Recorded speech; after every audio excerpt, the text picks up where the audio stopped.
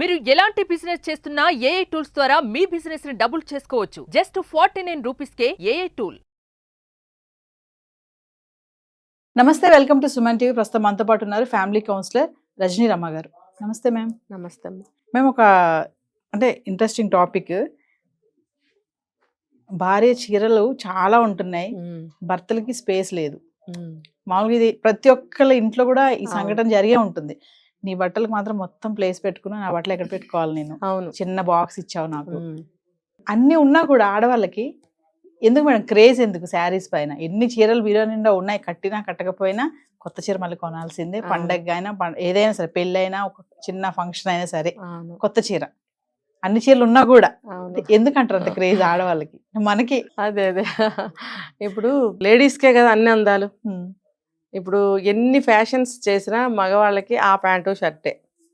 దాన్ని ఇంకా రంగులు మార్చితే బాగుండదు. ఆ రంగులు ఉండాల్సిందే మగవాళ్ళ బట్టలకి. ఆడవాళ్ళకి అలా కాదు. ఈ సృష్టిలో ఉన్న రంగులు, లేని రంగులు. ఇప్పుడు చూడండి, మిక్స్ చేసి ఎన్ని రంగులు వస్తున్నాయి.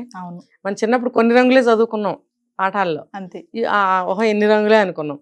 ఇప్పుడు ఎన్ని రంగులండి అసలు! దాంట్లోంచి మోడిఫై చేసి ఒకదాంట్లోంచి ఒకదాంట్లోకి ఎన్ని రంగులు సృష్టిస్తున్నారు. రకరకాల రంగులు, బటర్ఫ్లైస్ లాగా అన్ని డిజైన్స్ కూడా, అన్ని రకాల చీరలు ప్రొడక్ట్ చేస్తున్నారు. అయితే రేట్లు చూడండి, అందులో 150 రూపీస్ నుంచి ఇంకా ఆఫర్ కూడా పెడుతున్నారు.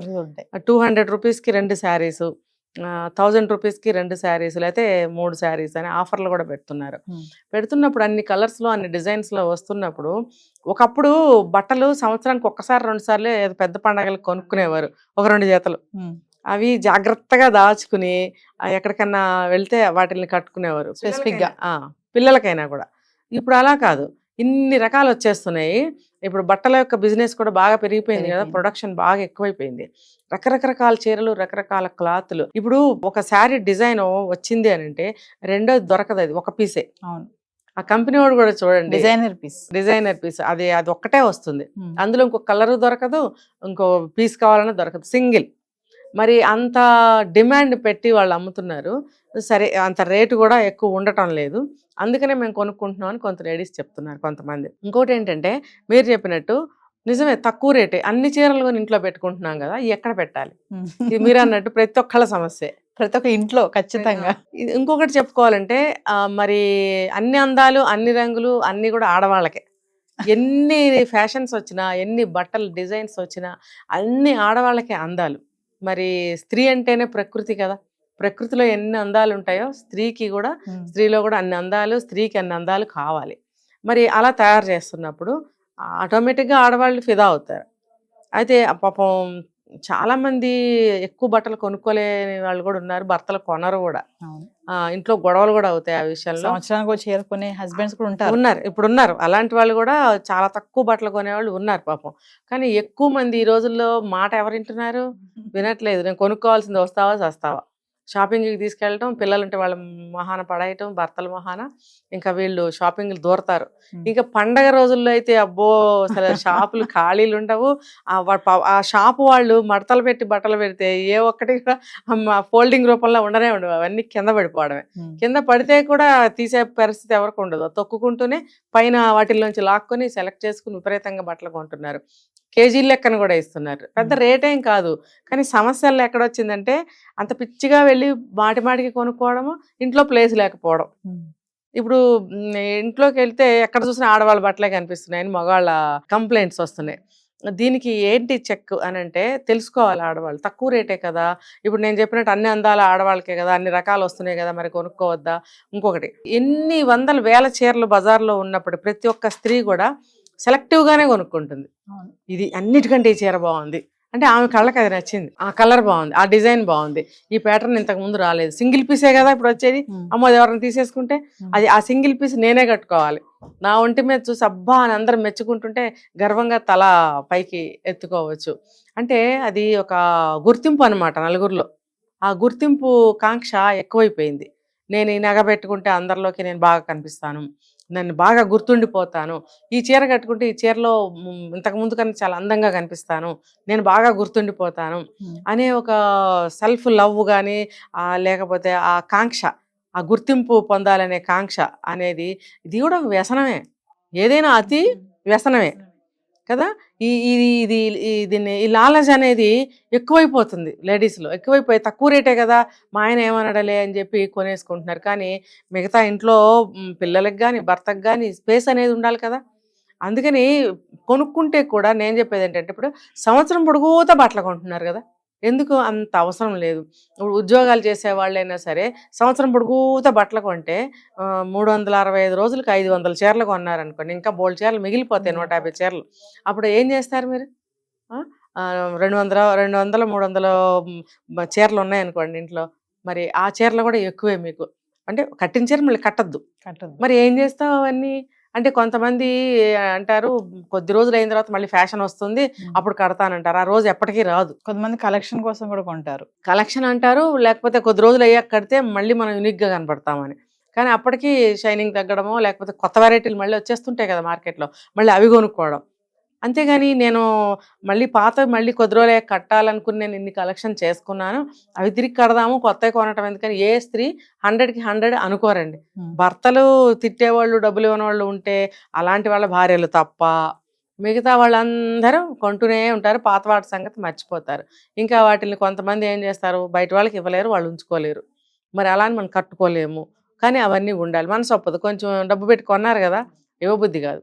కానీ అలా దానం చేసినా కూడా ఎవరికన్నా కూలి జనాలకి వాళ్ళైనా కట్టుకుంటారు కదా, ఎవరు దాచి దాచి దాచి ఇదిగో ఈ సమస్య వస్తుంది. ఇల్లంతా కూడా పాత బట్టల వాసన, ఖాళీ లేకపోవడం, ఇల్లంతా అసహ్యంగా కనిపిస్తుంది బట్టలతోటి. ఇదంతా తెలుసుకోరు వాళ్ళు. ఏం చేయొచ్చు అంటే, అందుకనే త్రూఅవుట్ సంవత్సరం అంతా కొనకుండా పండక్కే వెళ్ళి 4 చీరలు తెచ్చుకోండి. పోనీ పండగలకి మంచి మంచి కొత్త ప్యాటర్న్స్ వస్తుంటాయి కదా, అవి వెళ్ళి తెచ్చుకోవచ్చు కదా, అవి తెచ్చుకోండి. అవి తెచ్చుకొని మళ్ళీ 2-3 పండగలు వస్తాయి, 2-3 పండగలకి 2 శారీస్ చొప్పున తెచ్చుకోండి. కొన్ని సంవత్సరానికి ఒక 5-6 చీరలు మీకు కొత్త మీ ఖాతాలో పడతాయి కదా, ఆ కొత్తదానం ఈ సంవత్సరం అంతా నడపచ్చు కదా.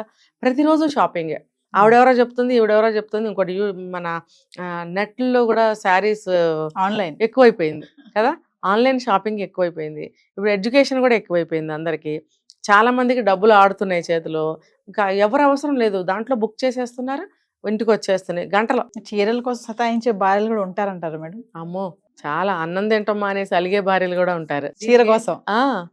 ఉంటారు. ఇప్పుడు భర్తలే పాపం ఏం చేయాలంటే సమాధాన భేద దండోపాయాల్లాగా మెల్లగా చెప్తూ మార్చాలి వాళ్ళని, తర్వాత డబ్బులు ఇవ్వడం మానేయాలి. కానీ సంపాదించే ఆడవాళ్ళు ఉన్నప్పుడు ఆన్లైన్లో తెప్పించుకుంటున్నప్పుడు అడ్డుకట్ట అనేది పడదు, భర్త ఎంత కంట్రోల్ చేసిన గొడవలు తప్ప. అప్పుడు ఎవరికి వాళ్ళకే జ్ఞానం రావాలి. ఇన్ని చీరలు కట్టుకుని మనం బయట వాడిని మురిపించేదేంటి? ఇప్పుడు ఎంతోమంది చూడాలి, నేను స్పెషల్గా ఉండాలనే కదా నువ్వు కొనుక్కుని కట్టుకుంటున్నావు. బయట వాళ్ళు ఆడవాళ్ళైనా మగాళ్ళైనా చుట్టాలైనా ఎవరైనా వాళ్ళ మెప్పు నువ్వు ఎందుకు పొందాలి? నువ్వు ఏ పని చేసినా ఇంట్లో నీ భర్త మెచ్చుకోవాలి. ఎందుకు అనంటే నీ కాపురం బాగుంటుంది, నీ యొక్క బాండ్, కుటుంబం యొక్క సంబంధ బాంధవ్యాలు బాగుండాలి అని అంటే నువ్వు ఏ పని చేసినా ఇంట్లో వాళ్ళు మెచ్చుకోవాలి. అఫ్కోర్స్ బయట వాళ్ళు కూడా మెచ్చుకోవాలి, కానీ ఆ మెచ్చుకోవాలి అనేది ఏ విషయాల్లో ఉండాలి? ఆ విషయాల్లోనే ఉండాలి. ఇంటి వరకు ఏ విషయాల్లో భర్త కుటుంబం వాళ్ళందరూ మెచ్చుకోవాలో ఇంటి దగ్గర అలా ఉండాలి నువ్వు. అంతేగాని ఇష్టం వచ్చినట్టు బట్టలు కొని నగలు కొని ఇక్కడ నువ్వు గుల్లైపోతావు, భర్త గుల్లైపోతాడు, రేపొద్దున్న పిల్లల భవిష్యత్తుకి డబ్బులు ఉండకపోవచ్చు. కొంతమంది అప్పులు కూడా చేస్తారంట, అప్పులు చేసి కూడా కొనుక్కుంటారు. మరి అప్పుడు నష్టం అవునా కాదా? ఇదంతా దేనికి? ఇది కుటుంబ పరంగా చాలా డ్యామేజ్ అయ్యే విషయాలే కదా ఇవన్నీ, ఎవరికి వాళ్ళే తెలుసుకోవాలి. సరే, ఇన్ని కొనుక్కున్నావు చీరలు, ఓకే, కానీ తీయమందాం. కానీ ఎంతసేపు చూసినా చాలా మంది మహిళలు, అందరి గురించి కాదు, కొంతమంది గురించి మాట్లాడుకుందాం, ఎక్కువ నైటీలోనే ఉంటారు. మరి ఇన్ని చీరలు కొనుక్కొని కూడా ఎందుకు ఆ నైటీతోటే ఉండడం అని కొంతమంది భర్తల యొక్క బాధ. మీరేంటండి భలే చెప్తున్నారు, చీరలు కొనుక్కుంటే మాత్రం గంట కన్నా ఎక్కువసేపు ఉంచుకోగలమా? అమ్మ బాబోయ్, అమ్మో, అస్సలు మేము ఉంచుకోలేము. ఉండాలి చీరలు, గంటకొకటి రోజుకొకటి కట్టుకుంటాం, 1-2 గంటలు కట్టుకుంటాం. మీరు భలే చెప్పారులే, చీరలు అన్ని కొంటే నేను పొద్దున్నే సాయంత్రం వరకు చీర కట్టుకోవాలా ఏంటి?